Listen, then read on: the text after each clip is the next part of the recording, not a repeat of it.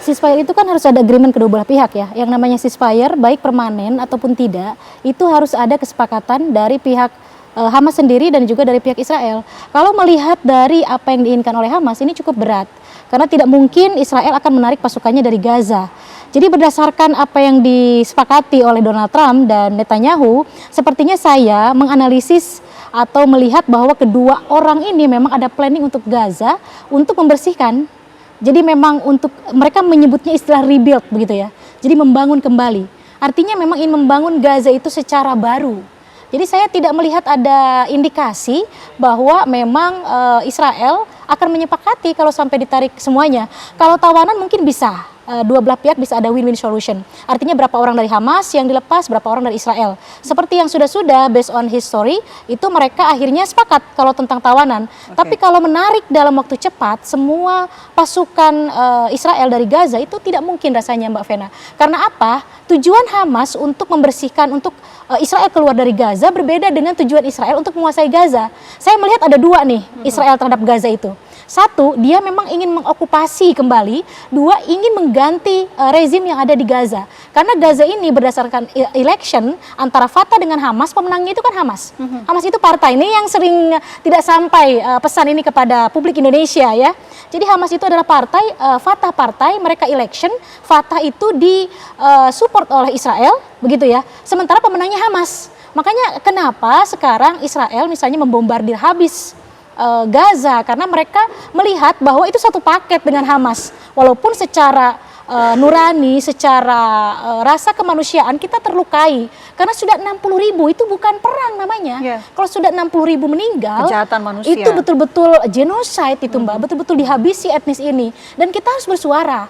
Di mana masyarakat internasional, UN, semua yang care terhadap Palestina, terhadap perempuan, anak-anak, karena korbannya kebanyakan anak-anak dan perempuan. Begitu. Jadi kalau misalnya Hamas ingin, nah inginnya Hamas ini kan harus dua belah pihak. Maka terjadilah ceasefire, baik permanen ataupun tidak. Saya berharap sih permanen, begitu ya.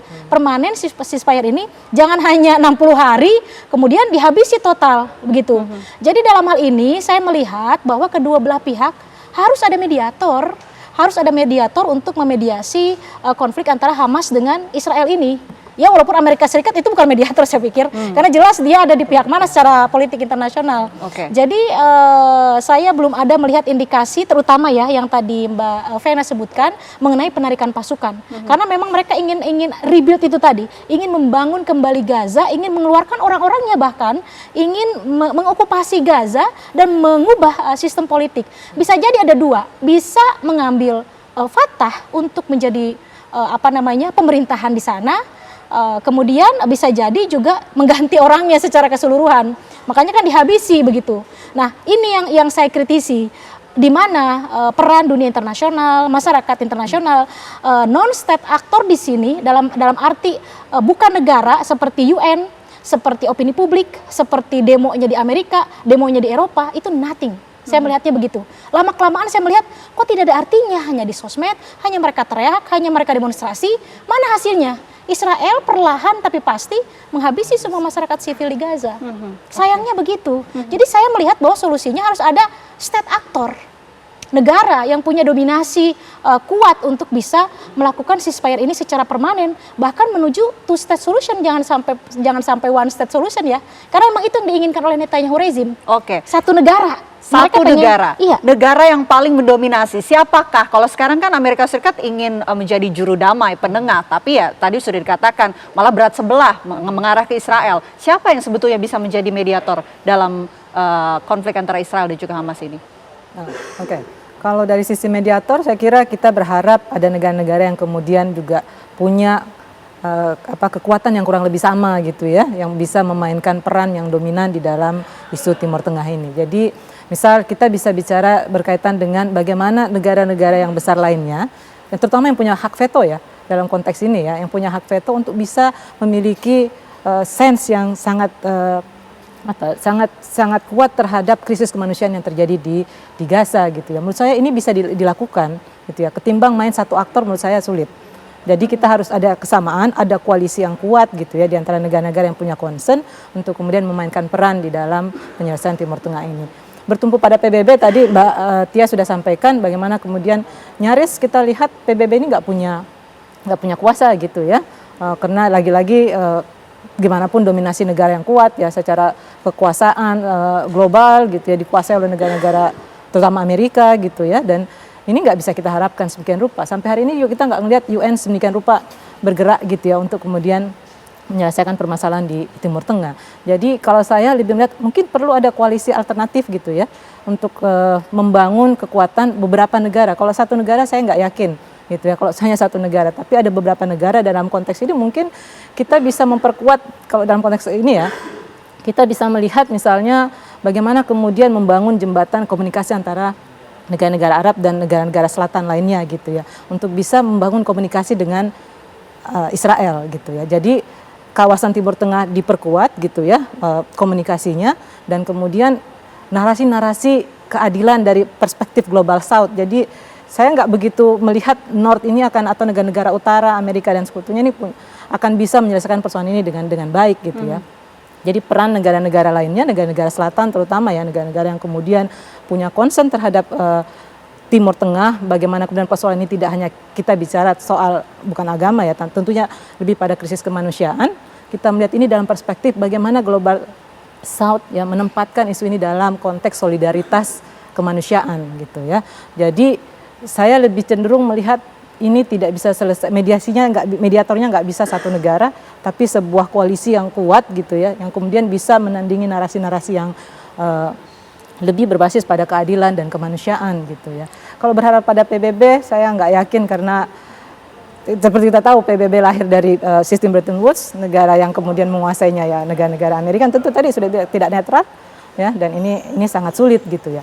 Kemudian kalau kita mau bicara tentang negara lain, misalnya Cina, Rusia, saya juga nggak begitu yakin bisa jadi mediator, karena sebagian besar juga main di isu Timur Tengah tidak dasar perdamaian semata. Mereka mempertimbangkan kepentingan strategis mereka, gitu ya, lebih daripada bicara tentang perdamaiannya gitu. Baik. Jadi bicara ini menurut saya mediatornya harusnya koalisi yang kuat. Oke. Terutama saya dorong negara-negara selatan, negara-negara Arab untuk kumpul bersama. Negara-negara selatan, mediatornya harus kuat itu. Harus kuat. Tapi kita juga pengen dengar ya cerita dari Dr. Mea ketika sebelumnya ini sempat berada di Gaza Palestina, melihat kondisi langsung di Gaza Palestina. Dr. Mea, bisa Anda gambarkan kondisinya itu separah apa sih ketika Anda melihat di Gaza Palestina, ketika Anda bertugas tentunya, apakah ini bisa dikatakan kerusakannya ini sudah lebih dari 90% kondisi rumah sakit terutama? Ya, kebetulan tim saya ini adalah tim 8 yang paling terakhir dari IMT Mercy. IMT itu adalah Emergency Medical Team. Kami masuk itu di tanggal 4 bulan Maret, yang pada saat itu masih gencatan senjata. Sebelum kami masuk, tadi saya setuju bahwa terjadi banyak sekali pelanggaran yang dilakukan oleh penjajah.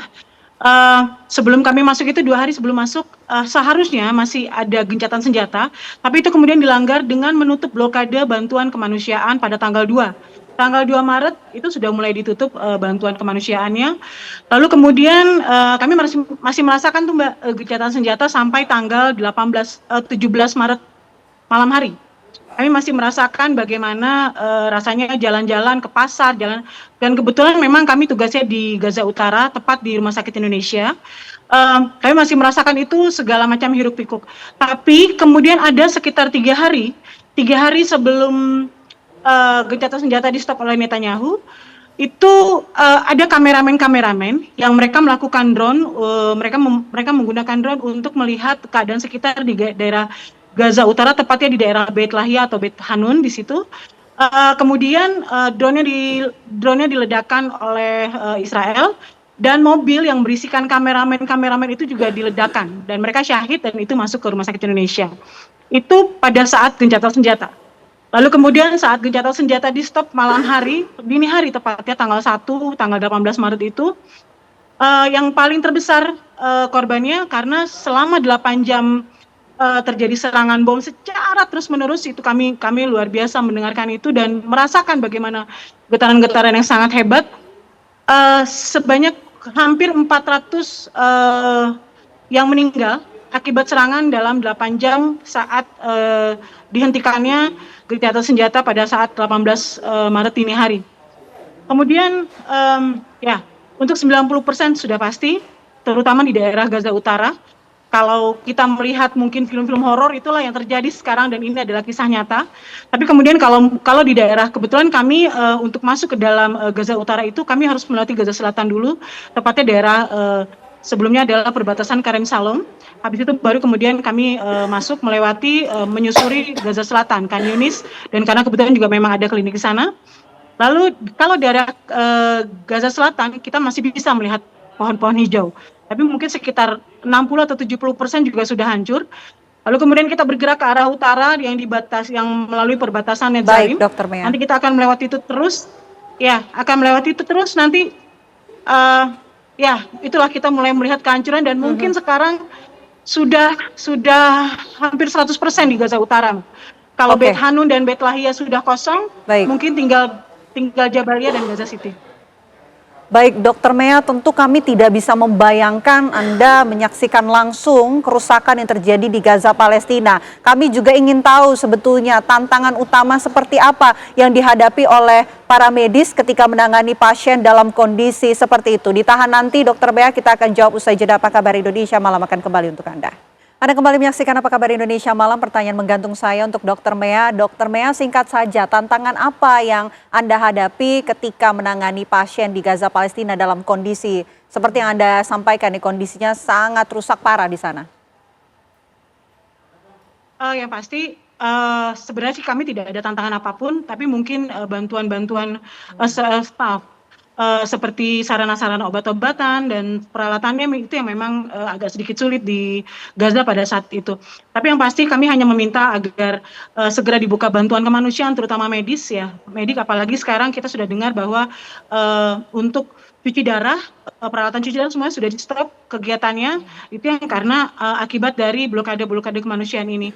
Jadi mungkin memang benar tekanan dunia internasional untuk memberikan pressure kepada Israel itu paling penting sekali. Apalagi sekarang medis mulai dibidik, yang terbaru adalah Alayaham Dr. Marwan. Oke, baik. Saya mau ke Mbak Astra kalau begitu. Mbak Astra, ini kan tadi dikatakan butuh mediator yang kuat, yang dominan. Nah sekarang kan untuk proposal gencatan 60 hari ini kan sudah akan dikirim ke Qatar dan juga Mesir. Apakah Qatar dan Mesir ini cukup kuat untuk menjadi mediator? Saya kira untuk di kawasan cukup kuat ya, terutama berkaitan dengan Qatar kan juga dekat dengan Amerika Serikat ya. Jadi rasanya ini bisa jadi satu solusi juga, tapi bertumpu pada dua aktor ini menurut saya tidak cukup juga gitu. Tetap butuh tadi ya dukungan dari seluruh masyarakat internasional tentunya, dan juga tentu dukungan dari yang saya sebut tadi, koalisi dari tidak hanya dua negara ini, tapi bagaimana negara-negara Arab bersatu untuk melihat, dan juga tentu dorongan dari negara-negara global South lainnya untuk memastikan bahwa ini tuh terjaga, situasi terjaga, dan juga gencatan senjata yang tadi ingin dituju itu bisa tercapai gitu ya. Kalau dua negara ini saja rasanya kuat gitu ya, punya posisi, tapi sebaiknya didukung ya secara internasional, dan juga tadi ya koalisi yang saya sebut dengan Global South tadi menjadi penting untuk melihat ini secara netral gitu ya. Jadi tidak melihat ini sebagai sebuah pertarungan geopolitik yang sedemikian rupa secara strategis, tapi lebih melihat ini sebagai krisis kemanusiaan yang harus segera diselesaikan gitu ya, dengan basis keadilan dan kemanusiaan tadi. Jadi basisnya solidaritas menjadi kata kunci menurut saya untuk membuat narasi-narasi tentang gencatan senjata ini bisa tercapai, ketimbang bicara tentang aspek geopolitiknya gitu ya. Jadi solidaritas kata kunci yang penting untuk dibuat narasinya sedemikian rupa sehingga dan Global South yang lebih netral bermain gitu ya, atau memainkan peran di dalam penyelesaian ini. Oke, solidaritas kata kuncinya. Tapi kalau dari Mbak Tia nih, adakah mungkin solusi lain yang bisa menyelesaikan ataupun agar terwujudnya gencatan senjata antara Israel dan juga Hamas? Saya awalnya optimis dengan opini publik ya. Karena berdasarkan teori DHI, opini publik itu bisa menjadikan foreign policy atau kebijakan luar negeri satu negara. Jadi ketika ada tekanan di demonstrasi di Amerika Serikat misalnya, walaupun Amerika pro terhadap Israel, tapi ternyata publiknya tidak. Banyak demonstrasi buktinya di sana. Sekarang bagaimana dengan negara Eropa? Sekarang mulai banyak demonstrasi di negara-negara Eropa. Bagaimana opini publik terbentuk di sana dan pro mendengungkan Free Palestine. Tadinya saya optimis, Mbak Vena, tadinya. Tapi kok kesini ternyata itu hanya seolah-olah apa ya, teriakan di medsos begitu ya, atau hanya terjadi demonstrasi dan itu ternyata tidak cukup mempengaruhi foreign policy-nya baik di UK, di Prancis, di negara-negara Uni Eropa ataupun di Amerika Serikat sendiri. Yang saya bilang maaf, Trump tuh agak sedikit keras kepala begitu ya. Dia betul-betul keinginan dia sendiri, tidak betul-betul pay attention terhadap opini publik yang berkembang di sana. Kecuali kalau memang itu penekanan opini publik itu luar biasa yang bisa ada istilah pemakzulan untuk Trump sendiri. Mungkin bisa itu mempengaruhi. Tapi selama itu tidak, maka itu opini publik tidak mempengaruhi. Artinya memang harus ada solusi dari state actor atau aktor negara. Di sini saya sepakat tadi yang Mbak Vena dan Mbak Azra bilang, satu Qatar, karena Qatar itu punya kedekatan dengan Hamas, punya kedekatan dengan Amerika Serikat. Artinya bisa berdialog dengan kedua belah pihak. Hanya Qatar di negara Timur Tengah yang bisa punya komunikasi baik dengan Hamas. Hamas hanya nurut dengan Qatar, nggak mungkin dengan Saudi. Secara politik global itu Saudi tidak suka dengan Hamas. Makanya saya bilang nih kepada publik Indonesia, kenapa Saudi negara Islam tidak pay attention terhadap Palestina? Karena memang yang disibukkan oleh Israel itu kan Gaza, Hamasnya, bukan Palestina secara keseluruhan. Baik. Jadi Saudi diam gitu. Baik. Nah, Mesir itu karena berbatasan, oke itu bagus. Mesir, Qatar karena punya komunikasi politik yang baik dengan Hamas dan dengan Amerika. Tapi saya pikir Saudi bisa menekan lewat investasi Oke, Saudi Amerika. ya. Selain Qatar dan juga Mesir ada Betul. Saudi juga yang Jadi bisa ikut. penekanannya bukan ke Hamasnya, Oke. tapi ke Amerika. Gue tarik nih investasinya, nah gitu ya. Ya. Jadi Amerika nanti bisa menekan karena Israel itu hanya kalah oleh Amerika. Ya. Udah tidak bisa dengan yang lain gitu. Baik, tentu kita nantikan ya, mudah-mudahan segera ada perubahan, Betul. segera ada solusi dari Israel dan juga Hamas untuk bisa sepakat gencatan senjata ataupun perdamaian, karena banyak jutaan warga Gaza tentunya yang menantikan adanya bantuan masuk dan juga kondisi ini semakin membaik. Terima kasih Mbak Tia atas waktunya, terima kasih Mbak Astra, terima kasih juga Dr. Mea atas waktunya di Apa Kabar Indonesia Malam. Selamat malam.